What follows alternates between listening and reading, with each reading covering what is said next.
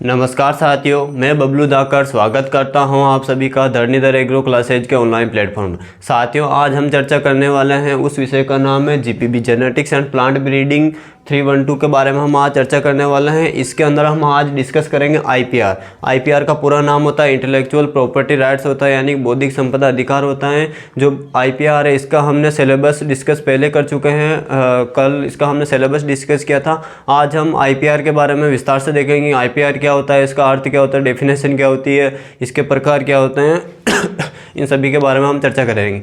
और जो आपके सिलेबस के अंदर दे रखा उस सिलेबस से थोड़ा हट के पढ़ेंगे, क्योंकि सिलेबस के अंदर पर्टिकुलर एक एक छोटे छोटे टॉपिक दे रखे हैं, लेकिन हम इसको इस तरह से पढ़ेंगे कि हम उन आपके जो सिलेबस में दे रखा उन टॉपिक को तो साथ में कवर करेंगे, साथ साथ में कुछ एडिशनल जो भी इससे रिलेटेड जो भी इन्फॉर्मेशन होगी वो भी हम साथ साथ में पढ़ते चलेंगे। और सिलेबस के अंदर जो इसके टाइप्स दे रखे हैं वो अलग अलग जगह दे रखे हैं, यानी कि हो सकता है वो तीसरे पॉइंट में दे रखा, चौथे पॉइंट में दे रखा, लेकिन हम इसको सीक्वेंस से पढ़ते चलेंगे ताकि हमें हमारा सिलेबस भी कवर हो जाए और हमारा कोई भी डाउट नहीं रहे इसके अंदर। तो आइए स्टार्ट करते हैं आईपीआर। आईपीआर का जो पूरा नाम होता है वो क्या होता है साथियों, बौद्धिक संपदा अधिकार। जो आईपीआर का हिंदी के अंदर नाम होता है वो क्या होता है, तो बौद्धिक संपदा अधिकार। बौद्धिक संपदा अधिकार इसका पूरा नाम होता है हिंदी के अंदर। अब हमें सबसे पहले ये पता होना चाहिए कि आईपीआर का अर्थ क्या होता है। तो सबसे पहले जब हमने सिलेबस के बारे में चर्चा की थी तब मैंने आपको बताया था कि बौद्धिक संपदा का अर्थ होता है हमारे मस्तिष्क में उठने वाली जो भी अवधारणा होती है, विचार होती है, और उनसे जो भी उत्पन्न जो भी हम उनके आधार पर जो भी आविष्कार करते हैं और जो नई खोज करते हैं उसे हम क्या नाम देते हैं, उसे हम बौद्धिक संपदा नाम देते हैं। ये तो एक इसकी तथ्यात्मक जानकारी होगी, लेकिन अगर मैं आपसे पूछूं वन लाइन में इसका आपसे पूछूं कि वन लाइन के अंदर बताइए कि बौद्धिक संपदा का अर्थ क्या होता है, तो वन लाइन के अंदर इसका आंसर हो जाएगा बुद्धि से उत्पन्न हुई संपत्ति। वो क्या हो जाएगा, हमारा बौद्धिक संपदा हो जाएगी। तो बौद्धिक संपदा क्या हो जाएगी, तो बुद्धि या बुद्धि की जगह हम क्या लिख सकते हैं, मस्तिष्क। बुद्धि या मस्तिष्क से उत्पन्न, वन लाइन के अंदर हो जाएगा बौद्धिक संपदा का अर्थ क्या होता है, तो बुद्धि या मस्तिष्क से उत्पन्न हुई संपत्ति को हम क्या कहते हैं, बौद्धिक संपदा कहते हैं। यानी कि बुद्धि व मस्तिष्क से उत्पन्न हुई संपत्ति हमारे क्या कहलाता है, वो हमारा बौद्धिक संपदा कहलाता है। और जब हम हमारे जो भी विचार थे, बुद्धि से जो भी संपत्ति उत्पन्न होती है उसका जब हम उसकी सुरक्षा करते हैं, सिक्योरिटी देते हैं उसको, तब वो हम किस प्रकार से उसको सिक्योरिटी दे सकते हैं, सुरक्षा दे सकते हैं, वो किसके अंदर आ जाता है, हमारा अधिकार के अंदर आ जाता है। तो ये पूरा इसका अर्थ होता है ओवरऑल बौद्धिक संपदा अधिकार का अर्थ होता है। क्या अर्थ होता है, बौद्धिक संपदा अधिकार का अर्थ होता है, ठीक है ना। उसके बाद में हम इसमें नेक्स्ट चर्चा करते हैं आईपीआर के अंदर कि आईपीआर जो होता है वो जो हमारे मस्तिष्क से या बुद्धि से जो संपत्ति उत्पन्न होती है वो किस किस प्रकार की हो सकती है। तो ये कई तरह की हो सकती है, ये कई सेक्टर के अंदर होती है। जैसे हम बात करें हम औद्योगिक क्षेत्र की, यानी कि इंडस्ट्री के अंदर बात करें, मान लीजिए कॉटन इंडस्ट्री है तो वो हमारे बीटी कॉटन आ गया उसके अंदर, तो वो कॉटन इंडस्ट्री किसकी देन थी, हमारे मस्तिष्क की देन थी। उसके मस्तिष्क में जो भी हमारे विचार उठे तो उसके बाद में हम उस बीटी कॉटन का निर्माण किया गया था भारत के अंदर सीडीएमआई के द्वारा। इसी प्रकार हम जैसे बात करें कई सारी किस्में होती है, हाइब्रिड किस्में होती है,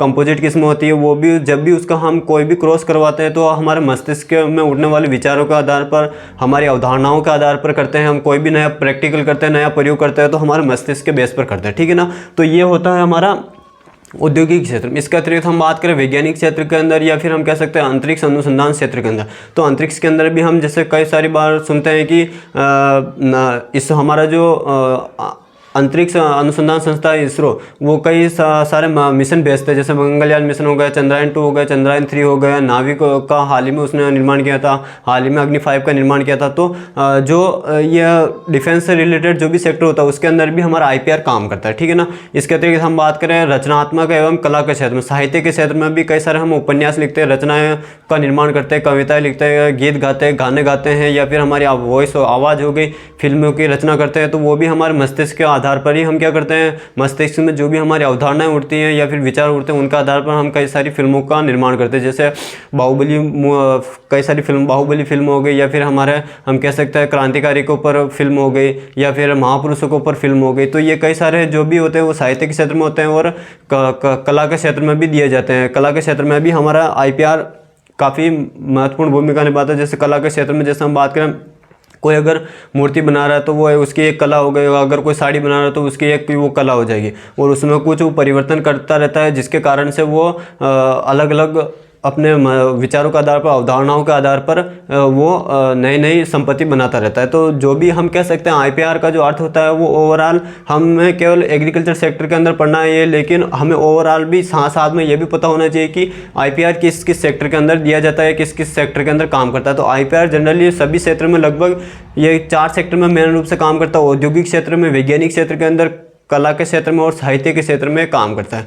और हमारे एग्रीकल्चर सेक्टर के अंदर जो ये एग्रीकल्चर जो सेक्टर है वो एक तो वैज्ञानिक सेक्टर के अंदर आ जाता है और दूसरा ये आ जाता है हमारे औद्योगिक क्षेत्र के अंदर आ जाता है। तो इसी प्रकार हमारे आईपीआर है जो किस प्रकार कार्य करता है वो मैंने बता दिया। तो आईपीआर का अगर वन लाइन में आपसे पूछा जाए कि इसका आईपीआर का अर्थ क्या होता है, तो मस्तिष्क या बुद्धि से उत्पन्न हुई संतति क्या कहलाता है, हमारा बौद्धिक संपदा कहलाता है। और जब हमारे मस्तिष्क से कोई भी जब संपत्ति निर्माण होती है, चाहे वो किसी भी प्रकार की संपत्ति हो सकती है, जब उसकी हम सुरक्षा करते हैं तो सुरक्षा का जो दायरा तो वो किसके अंदर आ जाता है, हमारा अधिकार के अंदर आ जाता है। किसके अंदर आ जाता है, अधिकार के अंदर आ जाता है। तब अब हम इसकी परिभाषा देखते हैं आईपीआर की, ठीक है ना। तो आईपीआर की परिभाषा क्या हो जाएगी, तो मनुष्य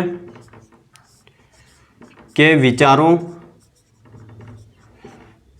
अब इसमें मैंने आपसे बताया था मस्तिष्क लिखा था, अब मैं इसमें पर्टिकुलर मस्तिष्क के अंदर भी हमें क्या क्या चीज़ें हमारा मस्तिष्क में आ सकती है। तो हमारे मस्तिष्क में क्या आ सकते हैं, विचार आ सकते हैं। मस्तिष्क मनुष्य के विचारों अवधारणाओं मनुष्य के विचारों, अवधारणाओं, भावनाओं आदि के आधार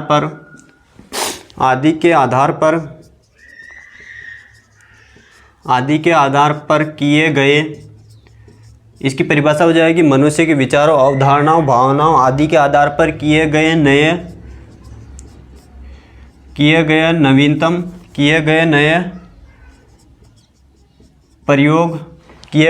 प्रयोग, या इसी जगह लिख सकते हैं हम आविष्कार, किए गए नए प्रयोग, आविष्कार, या फिर हम लिख सकते हैं खोज को क्या कहते हैं, को बौद्धिक संपदा कहते हैं। क्या कहते हैं, बौद्धिक संपदा कहते हैं। तो उम्मीद है आप सभी को डेफिनेशन अच्छे से समझ में आ गई होगी। डेफिनेशन क्या है, बौद्धिक संपदा मनुष्य के विचारों, यानी मनुष्य के विचार कहाँ पर उठते हैं, तो मस्तिष्क में उठते हैं। अवधारणाओं, भावनाओं आदि के आधार पर किए गए नवीनतम प्रयोग, कोई सा भी प्रयोग हो सकता है, किस सेक्टर में हो सकता है, औद्योगिक क्षेत्र में हो सकता है, मैं फिर बोल रहा हूँ किस सेक्टर में हो सकता है, औद्योगिक क्षेत्र में हो सकता है, वैज्ञानिक क्षेत्र में हो सकता है, साहित्य के क्षेत्र में हो सकता है और कला के क्षेत्र में हो सकता है। किए गए नवीनतम प्रयोग, आविष्कार हो सकता है या फिर खोज हो सकती है। अब हो सकता है कि जैसे हम बात करें साहित्य के क्षेत्र में और कला के क्षेत्र में, तो साहित्य के क्षेत्र में और कला के क्षेत्र में ना ही कोई आविष्कार किया जाता है और ना ही कोई खोज की जाती है। उसमें क्या किया जाता है, तो उसमें कई सारी रचनाओं का नया प्रयोग किया जाता है, उसके अंदर हम प्रयोग शब्द देंगे, ठीक है ना। तो वो ओवरऑल किस सेक्टर के अंदर हम काम में लेंगे, तो आविष्कार हम जनरली वैज्ञानिक और औद्योगिक क्षेत्र में लेंगे, प्रयोग हम रचनात्मक और कला के क्षेत्र में लेंगे। तो ये इसकी परिभाषा हो जाती है। और जब इसी की क्या किया जाता है, जब बौद्धिक संपदा से जो भी हमारी संपत्ति उत्पन्न होती है संपत्ति उत्पन्न होती है, जब उसकी क्या किया जाता है, सुरक्षा की जाती है, सुरक्षा की जाती है, तब वो हमारे किसके अंदर आ जाता है, अधिकार के अंदर आ जाता है। जब हम हमारी जो भी संपत्ति है, जो मस्तिष्क में उठने वाले विचारों, अवधारणाओं से उत्पन्न हुई थी, जब उसकी हम सुरक्षा करते हैं तो वो हमारा अधिकार के अंदर आ जाती है। और जब अधिकार इसके अंदर मिल जाता है, जब हमारी जो संपत्ति थी जो मस्तिष्क से उत्पन्न हुई थी, जब उसके अंदर अधिकार मिल जाता है, तब उसे हम क्या नाम देते हैं, आईपीआर नाम देते हैं। क्या नाम देते हैं, आईपीआर नाम देते हैं, या फिर हम कह सकते हैं इंटेलेक्चुअल प्रॉपर्टी राइट्स, बौद्धिक संपदा अधिकार नाम देते हैं। तो उम्मीद है आप सभी को समझ में आ गया होगा कि बौद्धिक संपदा अधिकार का अर्थ क्या होता है, ठीक है ना। अब हम ये तो इसकी डेफिनेशन होती है, अर्थ होता है, और उसके बाद में हम देखते हैं कि आईपीआर के बारे में हमें कुछ 4 से 5 चीज़ें पता होनी चाहिए कि ये कब दिया जाता है, कैसे दिया जाता है और इसकी क्या क्या मतलब कैरेक्टर होते हैं कि इसके ऊपर हमें आईपीआर मिल सकता है, ठीक है ना। तो उसके बारे में हम देखते हैं। इसका अगर आप स्क्रीनशॉट लेना चाहते हैं तो फटाफट से स्क्रीनशॉट लीजिए, फिर हम आगे बढ़ते हैं।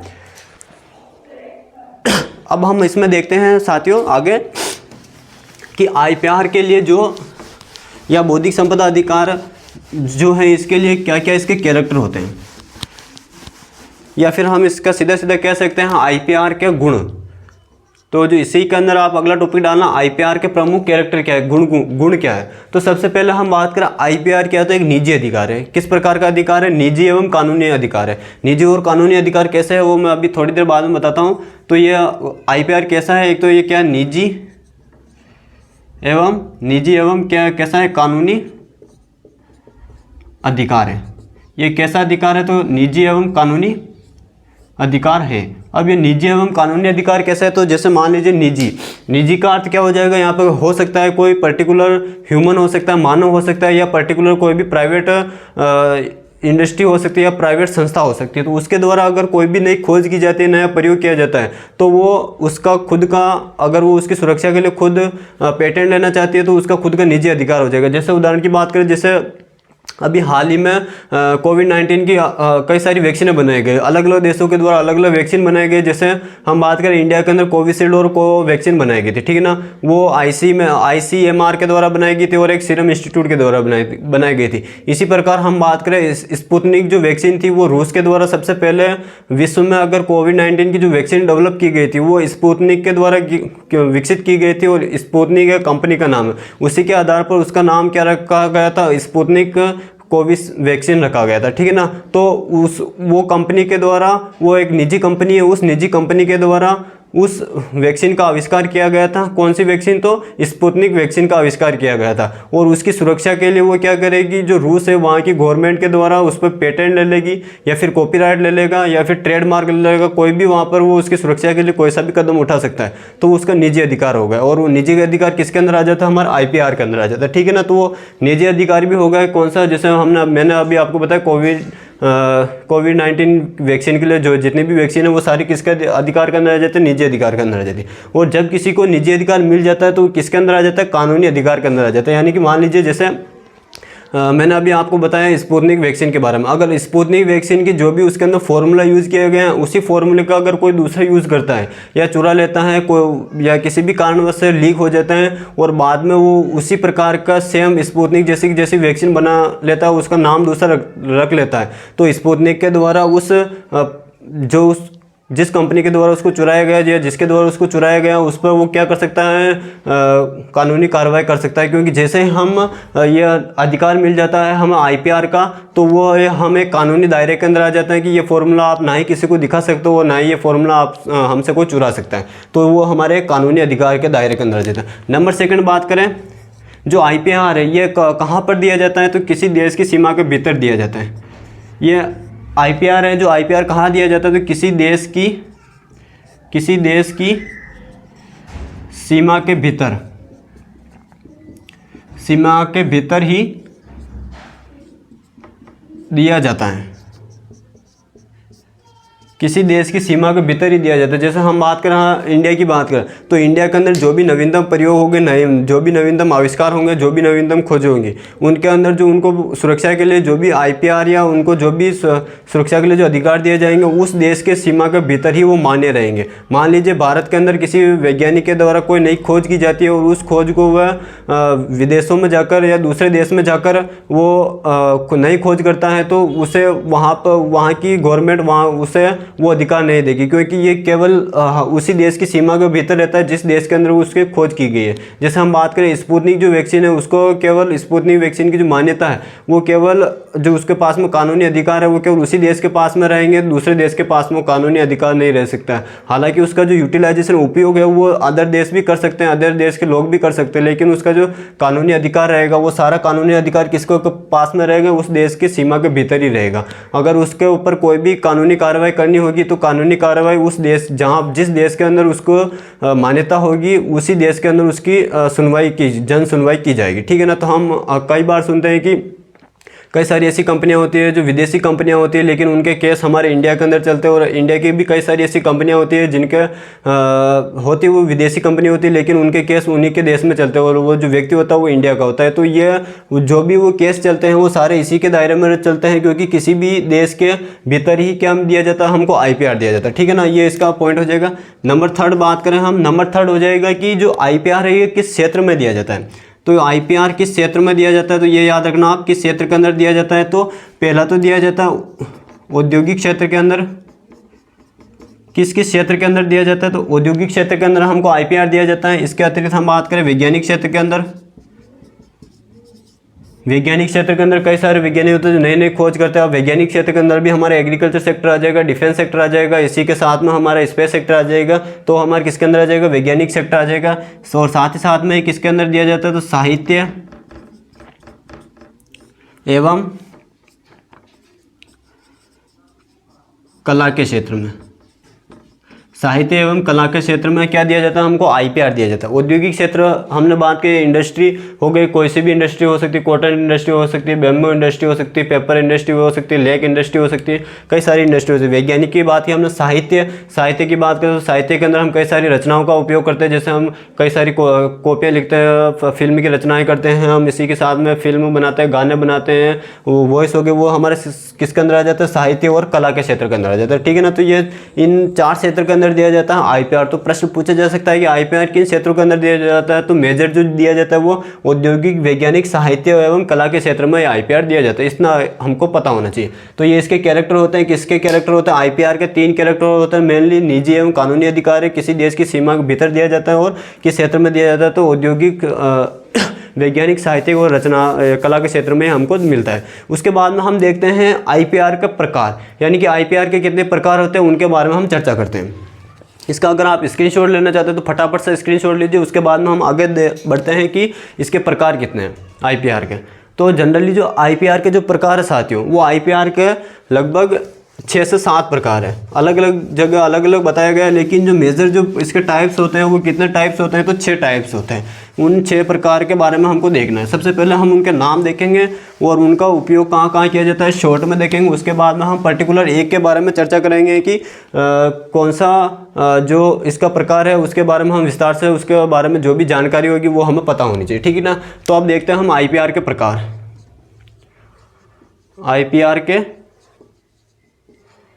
प्रकार, तो आईपीआर के जो प्रकार की बात करें तो आईपीआर के कितने प्रकार होते हैं, तो 6 प्रकार होते हैं। अलग अलग जगह अलग अलग मेंशन किया जाता है, लेकिन हमारे जो सिलेबस में दे रखा है, सिलेबस के अंदर जो दे रखा है, सबसे पहले हमें उन्हें पढ़ना, उसके बाद में जो अदर होंगे उनके बारे में हमें चर्चा करनी है। ठीक है ना। तो जनरली 6 प्रकार के होते हैं, कहीं कहीं जगह 8 प्रकार के भी होते हैं। तो हम 6 प्रकार इसके अंदर सबसे पहले देखेंगे। तो 6 प्रकार कौन कौन से होते हैं, तो और एक बात और याद रखना, जो 6 प्रकार है ये अल्टीमेटली प्रकार भी हो सकते हैं और साथ साथ में किसका काम करेंगे, सुरक्षा का भी काम करेंगे। तो जो हमने अभी पिछली बार पीछे देखा था कि बौद्धिक संपदा, यानी कि जो भी हमने हमारी संपत्ति थी उसका हम किस प्रकार से उसकी सुरक्षा कर सकते हैं। तो जैसे हम सुरक्षा के दायरे में आते हैं तो वो हमारा अधिकार हो जाता है। ठीक है ना। उसी को हम क्या कहते हैं, आईपीआर कहते हैं। और अब जो हम इसके प्रकार पढ़ने वाले हैं, ये प्रकार किसका काम करेंगे, तो जो ये प्रकार है, जो हम 6 प्रकार देखेंगे, ये किसका काम करेंगे, तो सुरक्षा का काम करेंगे।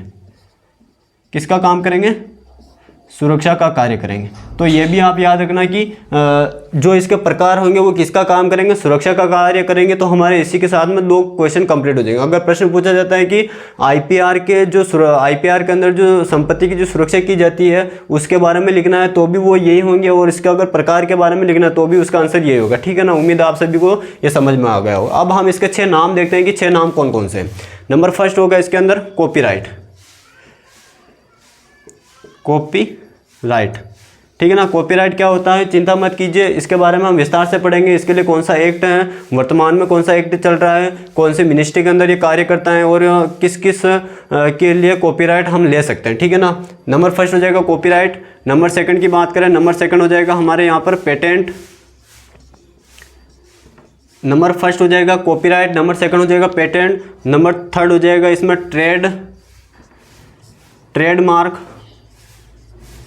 ट्रेडमार्क हो जाएगा, trademark. Number first copyright, second patent, number third हो जाएगा ट्रेडमार्क। नंबर फोर्थ की बात करें तो नंबर फोर्थ हो जाएगा हमारा ट्रेड सीक्रेट।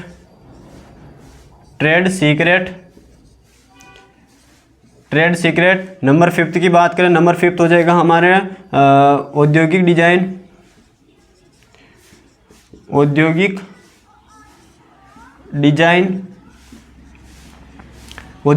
नंबर 6 की बात करें तो नंबर 6 हो जाएगा हमारे इसके अंदर नंबर 6 हो जाएगा भौगोलिक संकेतक।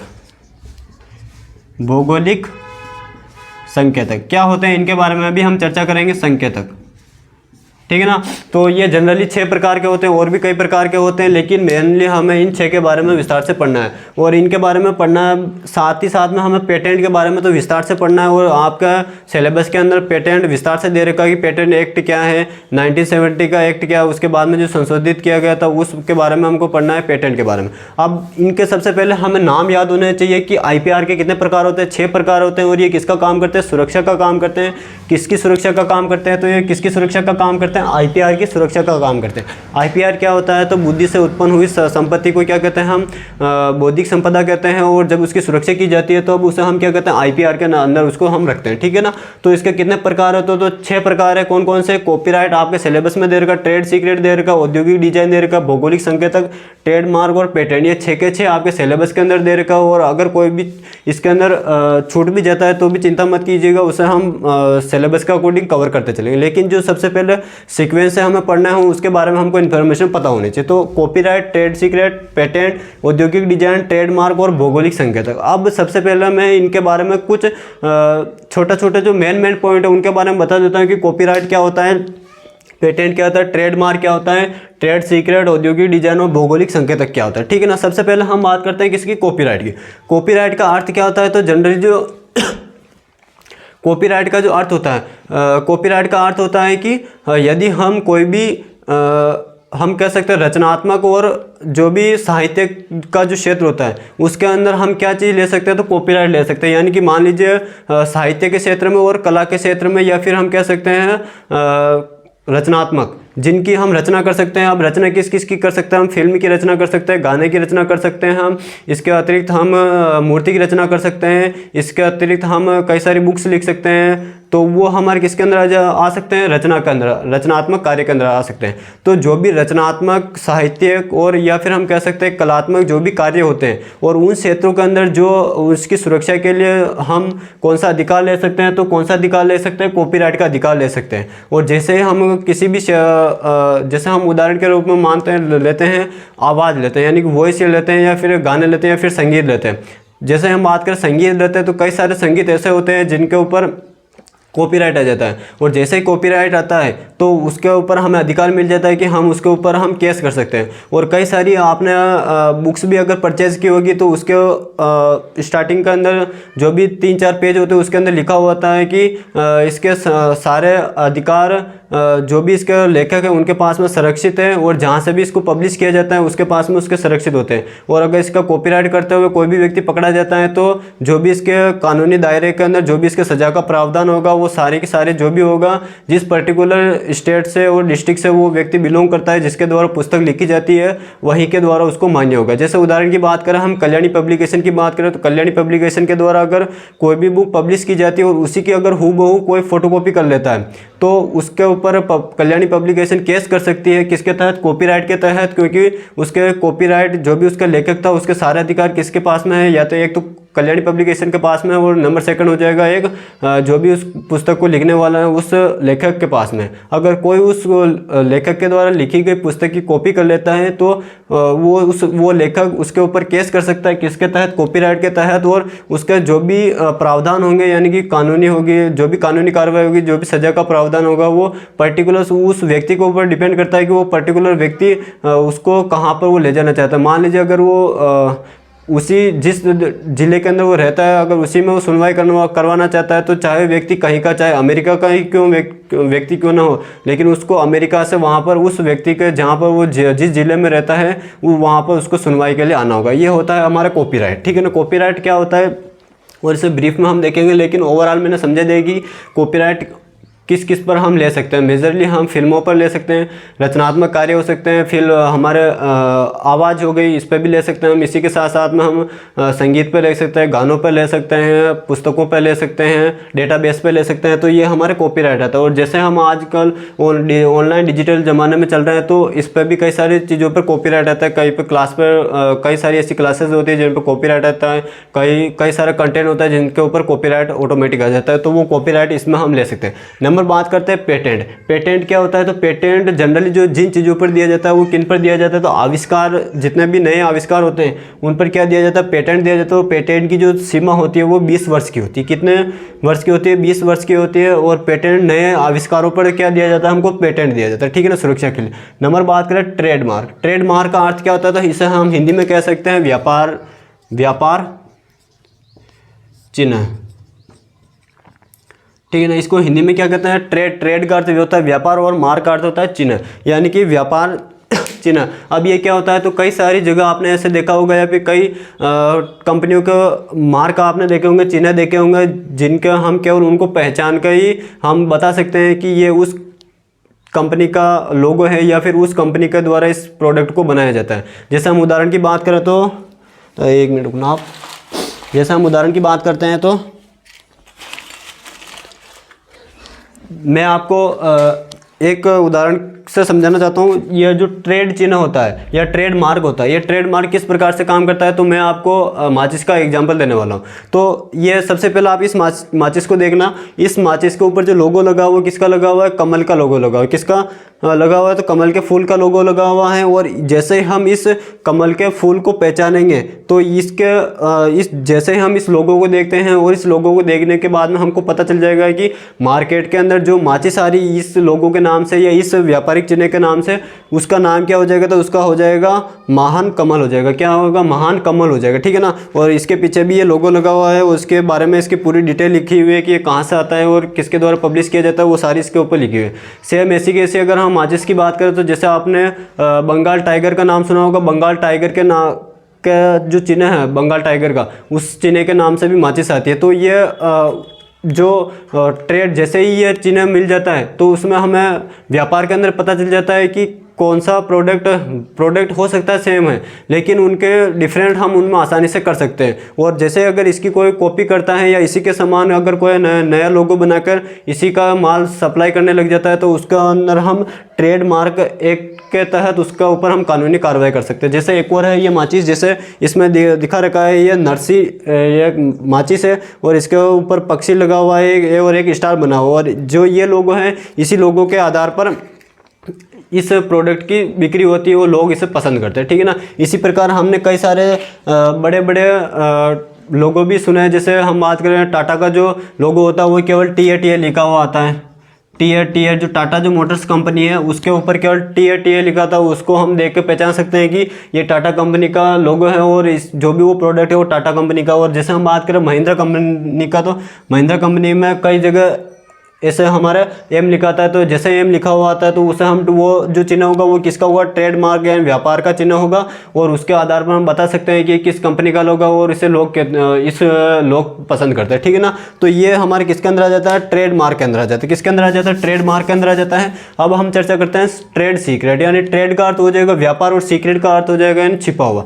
तो व्यापार को, जो भी हम व्यापार कर रहे हैं उसका फॉर्मूला क्या कर लेते हैं? हम छिपा लेते हैं। जैसे हम उदाहरण की बात करें तो ट्रेड सीक्रेट के अंदर हमारा आ जाएगा कोको कोला एक ऐसी कंपनी है जो पेय पदार्थ बनाती है, यानी कि कोल्ड ड्रिंक्स बनाती है। लेकिन वो जो कोल्ड ड्रिंक्स बनाने के लिए जिस फॉर्मूले का उपयोग किया जाता है वो फॉर्मूला किसी दूसरे को पता नहीं, यानी कि उसके अगर वर्कर हैं या एम्प्लॉय उनको भी पता नहीं है कि ट्रेड का जो भी कोको कोला बनाने के लिए जो भी हम कच्चे माल का प्रयोग करते हैं या फॉर्मूला होता है वो किसी को पता नहीं। तो वो अगर हम किसी को अगर वो फॉर्मूले के बारे में नहीं बताते तो वो किसके अंदर रहता है? हमारा ट्रेड सीक्रेट के अंदर आता है। और इसका जो सबसे अच्छा उदाहरण हो जाएगा वो हो जाएगा हमारे कोको कोला कंपनी हो जाएगी, ठीक है ना। औद्योगिक डिजाइन की बात करें तो औद्योगिक डिजाइन या इंडस्ट्रियल डिजाइन की बात करें तो हम इसके अंदर वो चीज़ मेंशन कर सकते हैं कि जैसे हम बात करें कोई सी भी हमने इंडस्ट्री लगाई और उस इंडस्ट्री के अंदर जो नया प्रोडक्ट बन रहा है उसकी डिज़ाइन हम इस प्रकार से करें कि वो मार्केट में अलग तरह से दिखाई देने लगे। जैसे हम उदाहरण की बात करें औद्योगिक डिजाइन के अंदर, जैसे हम मोटरसाइकिल की बात करें तो कई सारी बाइक्स ऐसी होती है जिनमें डिफरेंट टाइप के